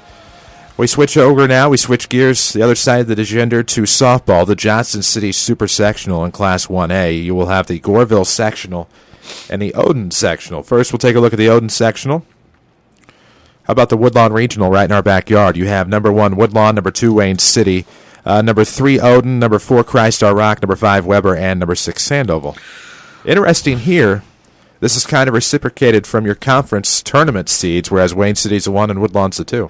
Yeah, well, you have other people voting, but it's all conference. Right. My CORL. Very interesting. It's Woodlawn, Wayne City. You're going to probably see it in the conference tournament, and you're going to see it here in the regional, and that's going to be an interesting matchup in that regional final. Interesting indeed, because you take a look, the Woodlawn has beaten Wayne City. Wayne City has beaten everybody else by 10 runs. Woodlawn, of course, I forget whom they lost to in the conference, so this is shaping up to be a dandy. Too close to call is what that would be. Yes. I wholeheartedly agree with you, because I don't think 1 or 2 seed means anything in this regional. No, it does not. At all. So that's going to be very interesting. We take a look now to New Athens. Of course, it'll either be Wayne City or Woodlawn there in that Woodlawn Regional, more than likely. New Athens has a 4-teamer. Number 1, Oakville. Number 2, New Athens. Number 3, Lebanon. Number 4, Marissa Coulterville. And a softball regional does not have Lebanon as a 1 seed is one that frightens me a little bit. Well, Lebanon is not the though. usual powerhouse that they have been in recent years, making trips to East Peoria, but Oakville being a 1, they've played a very tough schedule this spring, checking out some of their games on online, their scores. So Oakville being a 1 is the definite pick there, but obviously Lebanon, their experience and their tradition might be able to pull a string of an upset against New Athens as well. Of course, then you have the St. Elmo Regional. You have number 1 Altamont, number 2 Mulberry Grove, who went to the Super Sectional last year. Mm-hmm. Number 3 South Central, number 4 St. Elmo. Altamont's tough. Mulberry Grove is tough. I think that's your championship game. Obviously, seeds would play out, but Altamont's really good. Yeah. West Richland, you have number 1 Edwards County, number 2 Red Hill, number 3 West Richland, number 4 Sisney, and number 5 Grayville. It's Edwards County to lose. I mean, Red Hill might give them a run, but it's Edwards County to lose. So you're probably looking at, in that Odin sectional, of Edwards County, Altamont, Oakville, Wayne City, if I had to guess. But you take a look on the other side now with Goreville. You have the Alvarado Regional, number 1 Cobden, number 2 Alvarado. Ooh, that's a toughie, because Cobden's not Cobden anymore. No. And Alvarado's had their ups. They've had a couple big wins here in the last couple of weeks, knows some scores. That's one of those where Alvarado's made sectional runs, but in the last few years, Cobden, of course, 3-time state champs at the beginning of this 4-class system. That's an interesting 1-2 matchup there with those two teams in that regional final. Oh, definitely. And, of course, you take a look at the Gallatin County Regional with number 1 Galatia, number 2 Crab Orchard, number 3 Gallatin, number 4 NCOE, and number 5 Carrier Mills. Glacier Thompsonville coming off the regional basketball win, and a lot of those same girls playing softball might give them some momentum. Well, and they've had a lot of good teams in Class S softball, too, over recent years, and that program's filling in quite nicely. To me, it's theirs to lose. I mean, Crab Orchard has had some teams recently getting beat by the likes of Goreville and Cobb, and I'm sure they're glad to get out of that regional. But to me, Glacier Thompsonville's a team here, and if they can get over that road trip. Well, it is. And Pope County, you have number 1 Goreville, who was the odds-on favorite earlier in the year, but has struggled up and down sometimes here in 2013. Number 2, Pope County. Number 3, Elizabethtown, otherwise known as Hardin County. Number 4, Joppa. Goreville's state champ, and I don't know what's going on. I talked to a few people down there, but Goreville's a state champ. They're going to win this regional. The question is, can they get anything on a roll? Because every time you think they've got something going, they lose a couple in a row. So depending on if the state champ can get back on their roll and get back rolling, but they should win that regional pretty easily. They should. Century Regional, of course, also there. Number 1, Century, 2, Dongola, 3, Meridian, 4, Egyptian, 5, Cairo. Century and Dongola, because that's the two that usually battle each other every year in a regional final. Merry Christmas. We take a look at Class 2A now, which is going to be a little bit tougher. You take a look at, there's an 8th and Super Sectionals. They host both the 1A and 2A Super, but the one we're focusing on right now is the quote-unquote INA Super Sectional at Rend Lake College, hosted by the Benton Rangerettes. You'll have the DuQuoin Sectional and, ho-hum, the T-Town Sectional. DuQuoin will have Vienna Regional, Johnson City Regional, Pinckneyville Regional. Have fun with that, and the Trico Regional. Let's look at Pinckneyville first, shall we? You have number 1, Nashville, number 2, DuQuoin, number 3, Pinckneyville. You have Nashville, who's beaten DuQuoin. You have Pinckneyville, who's beaten Nashville twice in their top 3 seeds, followed by the number 4 Benton Rangerettes, who aren't too shabby. Number 5, Waltonville Sessionville, and number 6, ZR. Good luck with that one. Yeah, I mean, Nashville's the favorite. It's defending state champ, but DuQuoin's gotten them, and then you got Pinckneyville's gotten Nashville twice. Good luck. First, the key is Nashville's a 1 seed and probably has the easier route to the final. Pinckneyville and DuQuoin are going to have bash each other's heads and play each other. That's a title game at Pinckneyville on the 18th, 2 weeks from today. That the right mix of river-to-river teams get in. It'll be an interesting matchup. Interesting matchup indeed. We take a quick look at Trico, which is number 1 Redbud, 2 Jabot, 3 Trico, 4 Chester, 5 Sparta. Probably Redbud or Jabot. It's probably Jabot. Okay. I think Jabot's a take there on that one because I think Redbud's okay, but I think Jabot could be a team that could spring an upset. Okay, Vienna Regional, of course. Actually, Massac's to lose with Carterville right behind them. They're 28-0. Carterville's hot. But, Massac is 28-0 on the season. Just got a big win over Nashville. And, of course, anything can happen on any given day. But I don't think I'll be very surprised if it's not a Massac-Carterville championship with Massac moving on. Right. Johnson City, you have number 1 Carmine, number 2 Johnson City, not your Johnson City of old, but still formidable. 3 Frankfort, 4 Harrisburg, 5 Hamco, 6 El Dorado. Obviously, it's going to be an all BDC championship game. Yep. I think. Yep. Odds would play out in that favor. Right. We skip across now to the T-Town sectional with the Carlisle Regional. Number 1, Carlisle. Number 2, Central. Number 3, Greenville. 4, Westland. 5, Vandalia. And how Carlisle just on a girls' athletics run right now. Of course, a lot of great athletes there, basketball and softball. I think you're looking at a nice Clinton County Route 50 battle there. That's what it should wrap up. Carlisle's been pretty good. Bree Central might give them a run, but boy, those two battle each other in basketball and everything else over this season. Why not one more time in softball? And in terms of our coverage, the Casey Westfield Regional, the Tuscola Regional, Lawrenceville Regional, kind of dicey in terms of the areas that we focus. But you have number 1 Shelbyville up at the Tuscola Regional, number 2 Arthur Lovington, 3 Meridian, 4 Tuscola, 5 Sullivan, 6 Pana. Shelbyville's put together a nice little run of girls' athletics lately as well, though they may not have that postseason success. Might be a team that could surprise up in that sectional as well. Of course, Arthur Lovington, a nice co-op as well that might get something done there. Right. Casey, of course, you have number 1 T-Town, number 2 Casey, number 3 Robinson, number 4 Marshall, number 5 Paris. Casey Westfield, longtime softball power, has produced quite a few ladies that have gone on to do great things at the coaching ranks, and have had a couple of great coaches come out of there. Casey Westfield, T-Town, I think, is your odds-on favorite for a regional championship game. Totally agree with that. Lawrenceville Regional, of course, you have number 1 Newton, number 2 Fairfield, 3 Flora. Flora, Lawrenceville, 5 Mount Carmel. Fairfield's the 2. Flora, the 3, obviously. You have a Flora team, the Wolf Gals, probably not what they may have been the past few years, but you have a Fairfield team that's been up and down. Their resume will have some impressive losses, but also some impressive wins and some unimpressive losses. Don't know much about Newton other than, hey, that's a softball program. Newton is going to be the prohibitive favorite, but Fairfield may carry a stick in there to get an upset. There you go. Plenty of talk to come your way on a Saturday Sports Show. That's a quick look at your 1A and 2A baseball and softball postseason pairings. When we come back, we'll talk with hockey correspondent Norm Sanders of the Belleville News, Democratic credentialed media personality, of course, who follows the St. Louis Blues. He is a Blues beat writer for the BND. When we come back, we'll have Norm. We'll talk some NHL hockey. We'll also talk some other discussions here on the Saturday Sports Show presented by Crossroads Community Hospital. It's more than a hospital. It's what healthcare should be. Hi, Mike Shannon. For me, I grew up idolizing Stan the Man. Then I was fortunate enough to play with him in the big league. Some of his greatest moments, they still seem like they just happened. Another home run! 4 in a row for Musial. And they'll be with me forever because I heard them right here on the radio. And we're still creating memories today. Don't miss any of the action, only in Cardinal Nation. It's Cardinal Baseball on 50,000 watts of today's hot country. 94.1 WMIX. The technology in the 2013 Ford Fusion keeps you connected with the world and with your car. Hi, Roy Schmidt, Ford dealer at Ford Square, Mount Vernon. Available sync with My Ford Touch allows you to keep your hands on the wheel and your eyes on the road while you play your favorite music. Control the interior climate, make or receive phone calls, and receive turn-by-turn directions. The new suspension system delivers a smooth ride, and for peace of mind, the available intelligent all-wheel drive system gives you traction when you need it most.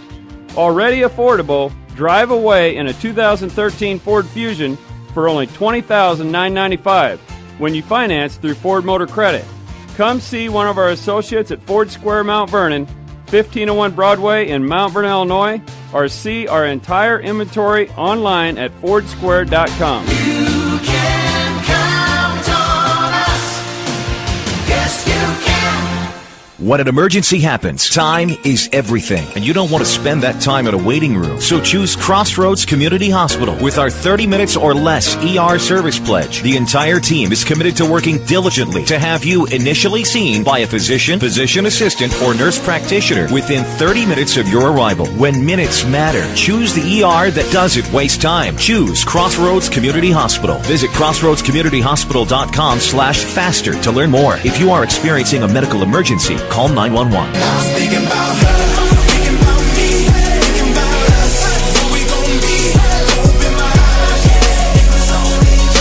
We are thinking about hockey. Welcome back to Saturday Sports Show, brought to you by Crossroads Community Hospital. It's more than a hospital. It's what healthcare should be. Danny Zawinski here with Mike Richardson. Chris Hugo now on assignment. Joining us now, beat writer for the Belleville News Democrat. You can follow him on Twitter at Norm Sanders. Is Norm Sanders to talk St. Louis Blues hockey. Norm, thanks for joining us, and have you started growing your playoff beard yet?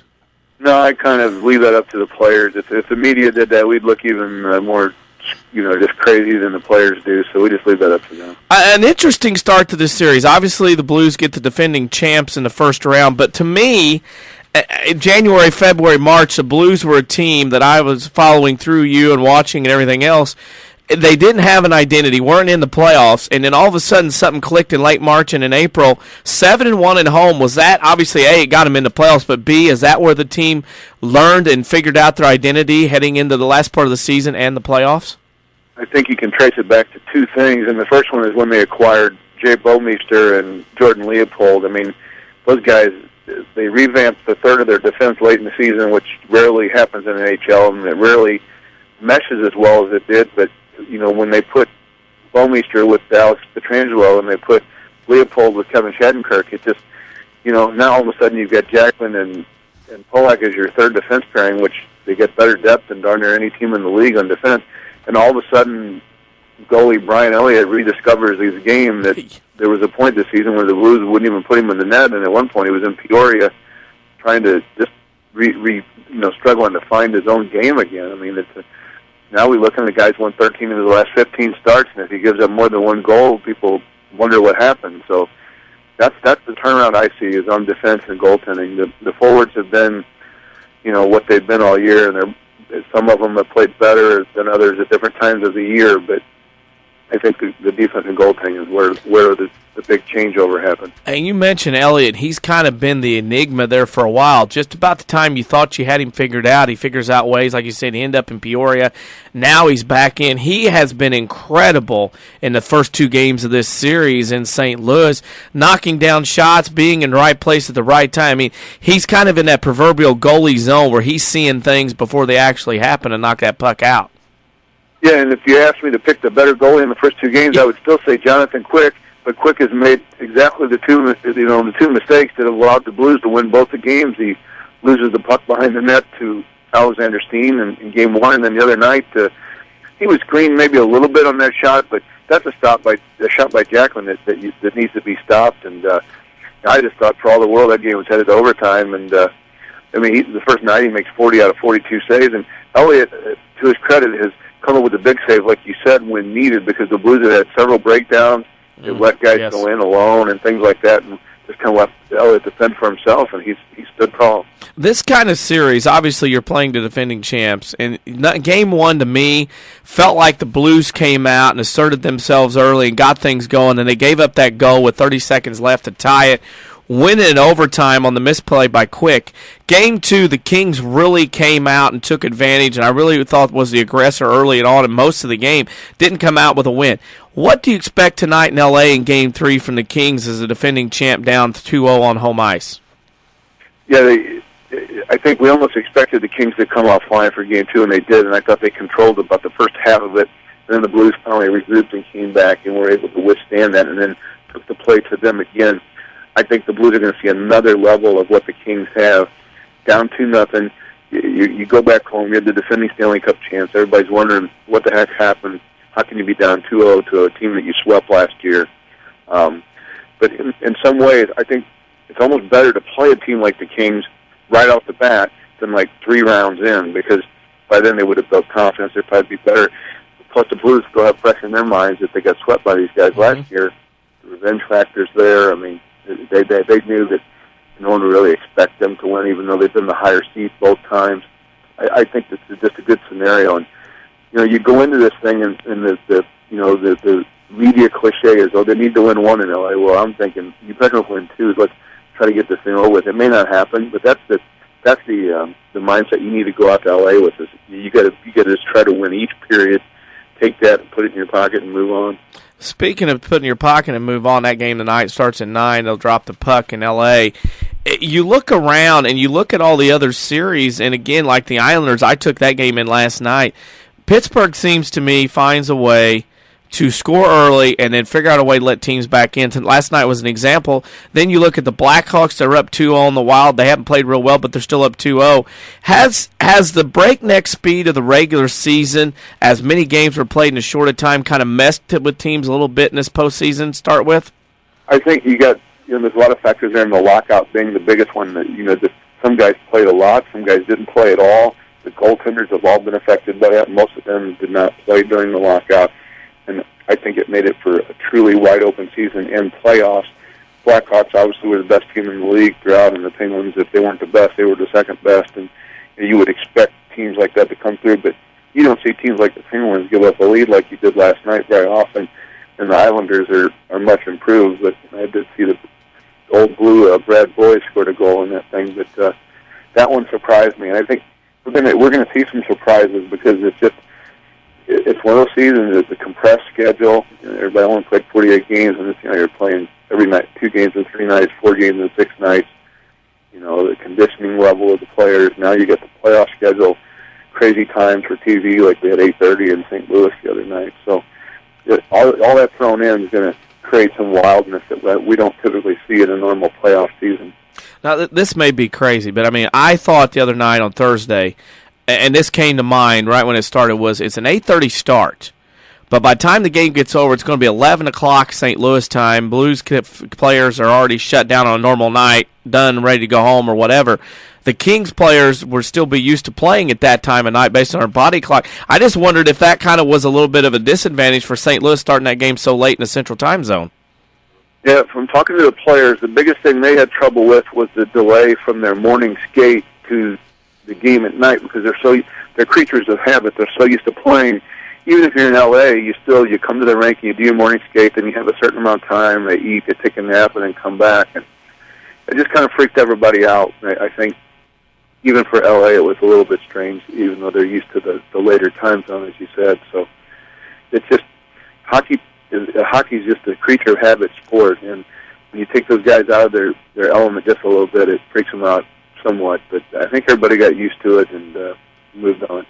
And what would be a perfect scenario tonight for the start for the Blues tonight for you to know, hey, the Blues are going to be in this and probably get a win in Game 3 tonight in L.A.?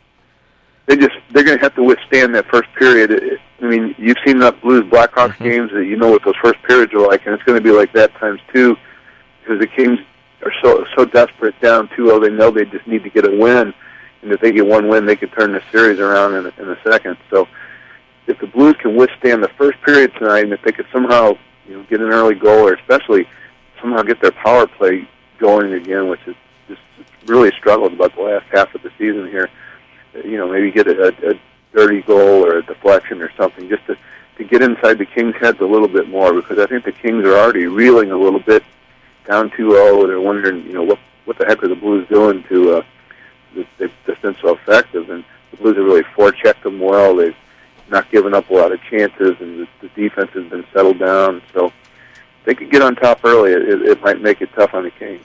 We know what you're going to be doing 12 hours from now, like myself. We're going to be watching in front of the TV, watching hockey. But before we let you go, we always have our WMIX Sports social media question of the week, and there's been all kinds of rain, as you know, in the area last couple of days. What indoor activity are you going to try to get done today? I'm doing it. I've had just a ton of reading that I need to catch up on. I mean, whenever you cover the playoffs and just with the regular stuff that we do at the News Democrat, you're used to reading all the papers every day, and I've let the thing stack up for darn near a week. I'm just trying to catch up with not just the sports section, but the other sections of the paper and some stuff on the internet and things like that. So that's what I'll be doing. Hey, there's nothing wrong with that. Norm, thanks for coming on. We're going to have you on in the next few weeks, obviously, again, to talk some hockey. Follow Norm Sanders on Twitter, @NormSanders. Norm, for me, I told you up at Peoria at the state basketball tournament, for me, I was one of those hockey fans kind of alienated by the strike. I started reading your stuff on Twitter, reading your articles, got back into Blues hockey in January, February, March. Here I am, sucked in May, watching every minute in the playoffs, and I attribute that to you and your work as a beat writer for the Blues. Well, that's very nice to hear, and it was fun being with you guys up in Peoria, and it's always, I enjoy meeting other people from the media, and, everybody's got that mutual respect thing going, but there's some guys that are truly nicer, and I throw you guys in that category. Well, we'd throw you in that same category as well for taking time to talk with us off the air and on the air as well. Norm, thanks for joining us, and enjoy the game tonight. We'll get you back on in the near future to talk some more hockey.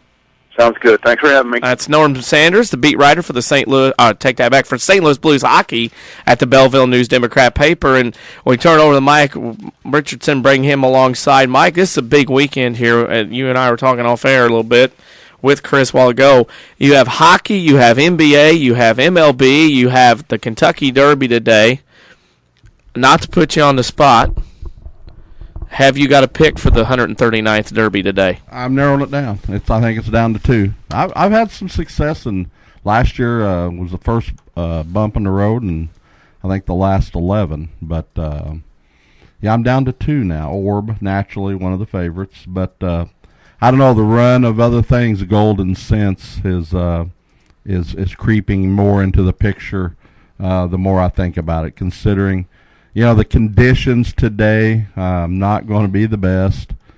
So it's going to even the field a little bit, and this could be one of those years you're going to see somebody in the middle of the pack probably make a serious run for this thing.